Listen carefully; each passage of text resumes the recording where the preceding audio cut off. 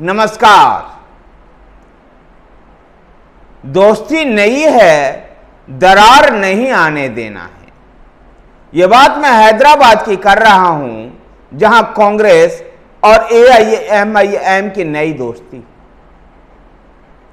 ओवैसी को अब तक विपक्षी पार्टियां भारतीय जनता पार्टी की बी टीम कहा करती थी, लेकिन जो तेलंगाना की राजनीतिक परिदृश्य बता रहा है, उसको देखते हुए इस लोकसभा चुनाव के बाद कांग्रेस और तमाम विपक्षी दल भारतीय जनता पार्टी की बी टीम एआईएमआईएम को नहीं कहेगी।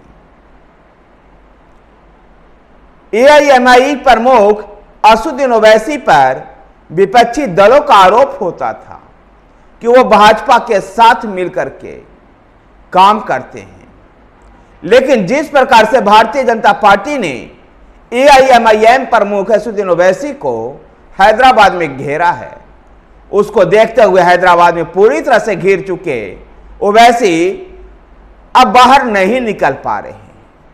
जहां लोकसभा चुनाव से पहले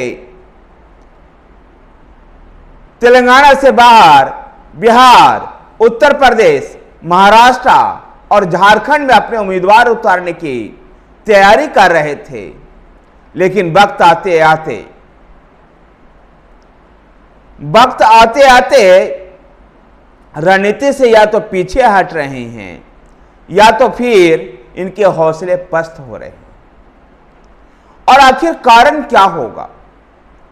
कारणों का अगर हम ढूंढने का प्रयास करते हैं तो हैदराबाद में 4 बार चुनाव जीत चुके हैं असदुद्दीन ओवैसी, 5वीं बार चुनाव के लिए मैदान में थे। भारत राष्ट्र समिति के चंद्रशेखर की पार्टी लगातार उनको समर्थन देती थी, बदले में वो ग्रामीण क्षेत्रों में बीआरएस को समर्थन करती थी और हैदराबाद में बीआरएस के समर्थन के दम पर एआईएमआईएम प्रमुख असदुद्दीन ओवैसी चुनाव जीतते रहे थे। लेकिन तेलंगाना की राजनीतिक परिस्थितियां बदल चुकी है। तेलंगाना में भारत राष्ट्र समिति अर्थात के चंद्रशेखर राव की पार्टी अब प्रभावशाली नजर नहीं आ रही। तेलंगाना में मुकाबला भाजपा और कांग्रेस के बीच में दिखाई दे रहा है। गत विधानसभा चुनाव में कांग्रेस चुनाव जीतने में सफल रही थी और रेवंत रेड्डी राज्य के नए मुख्यमंत्री बने। ऐसे में ओवैसी को अब हैदराबाद में भाजपा के लड़ाकू उम्मीदवार माधवी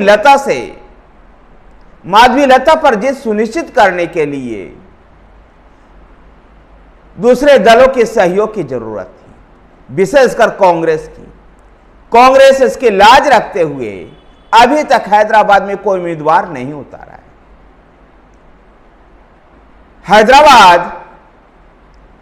हैदराबाद शहर से ही मोहम्मद अजहरुद्दीन जैसे लोकप्रिय चेहरे भी हैं, तो सानिया मिर्जा का भी नाम कई बार उभरा है।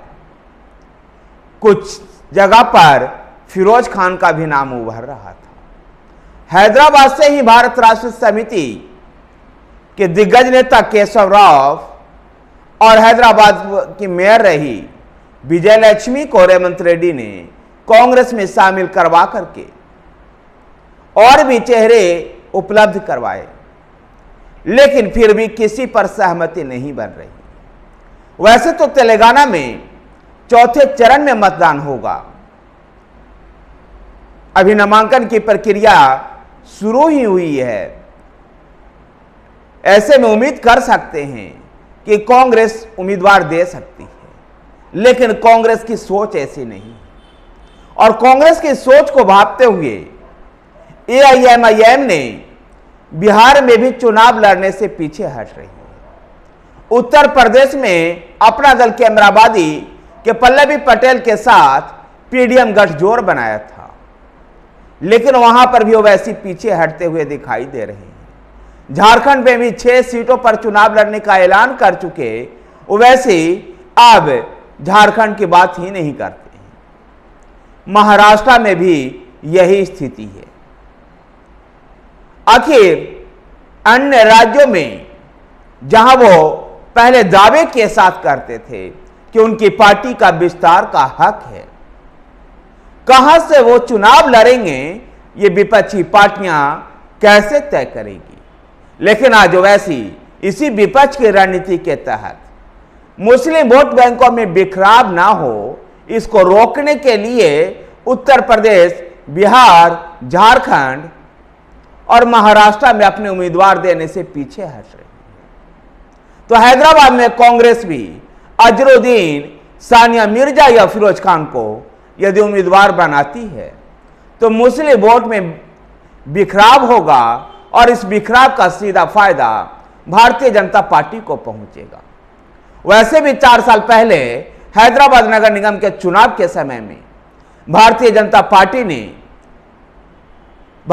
पार्टी ने जो अपेक्षित सफलता हासिल की उससे उसके हौसले बुलंद हैं और इस बार हैदराबाद लोकसभा चुनाव में माधवी लता जैसे एक मजबूत उम्मीदवार देकर के असदुद्दीन ओवैसी को उनके ही घर में घेरने का प्रयास किया। कांग्रेस इसी के चलते भारतीय जनता पार्टी को इसका फायदा ना हो जाए, इसलिए यहां से कोई उम्मीदवार शायद ना उतारे। असदुद्दीन ओवैसी को एक तरह से परोक्ष रूप से समर्थन करते हुए दिखाई देंगे। दूसरी तरफ तेलंगाना की राजनीतिक परिस्थितियां भी देखें तो जहां कांग्रेस को भी जरूरत है एआईएमआईएम की, तो एआईएमआईएम की भी आवश्यकता है कांग्रेस की। जहां हैदराबाद का चुनाव जीतने के लिए असदुद्दीन ओवैसी को जरूरत पड़ेगी कांग्रेस पार्टी की कि यदि कांग्रेस पार्टी को यहां से उम्मीदवार ना उतारे तो मुस्लिम वोट बैंक में कोई बिखराव नहीं होगा और जिससे फिर से वो चुनाव जीत सकते हैं। तो दूसरी तरफ 119 सदस्य तेलंगाना विधानसभा में मामूली बहुमत से मात्र 4 विधायक ही ज्यादा हैं कांग्रेस के। ऐसे में तेलंगाना में मजबूत किलेबंदी के लिए असदुद्दीन ओवैसी की पार्टी की आवश्यकता पड़ेगी और ऐसे में वो अगर ओवैसी के खिलाफ उम्मीदवार नहीं उतारते हैं हैदराबाद से तो इसका फायदा तेलंगाना विधानसभा में मिलेगा। दूसरी तरफ जिस प्रकार से भारतीय जनता पार्टी हैदराबाद को भाग्य नगर में बदलने के लिए लोगों से वोट मांग रही है और जिस प्रकार से माधवी लता आगे बढ़ रही है, असदुद्दीन ओवैसी के लिए 5वीं बार संसद पहुंचना आसान नहीं दिखाई दे रहा है। माधवी लता एक तेज तर्रार नेता है और समाज सेविका भी रही है और यही कारण है कि असदुद्दीन ओवैसी अन्य राज्यों में अपने पार्टी को उम्मीदवार नहीं उतार रहे हैं और जिस प्रकार से अप्रत्यक्ष रूप से कांग्रेस ओवैसी को सपोर्ट कर रही है और ओवैसी तमाम विपक्षी दलों का, इससे अब ओवैसी पर कम से कम यह आरोप इस चुनाव के बाद नहीं लगेगा कि वो भारतीय जनता पार्टी की बी टीम है। धन्यवाद साथियों, वीडियो को लाइक कीजिए, शेयर कीजिए, हमारे साथ बने रहने के लिए हमारे चैनल PS न्यूज को सब्सक्राइब कीजिए। धन्यवाद।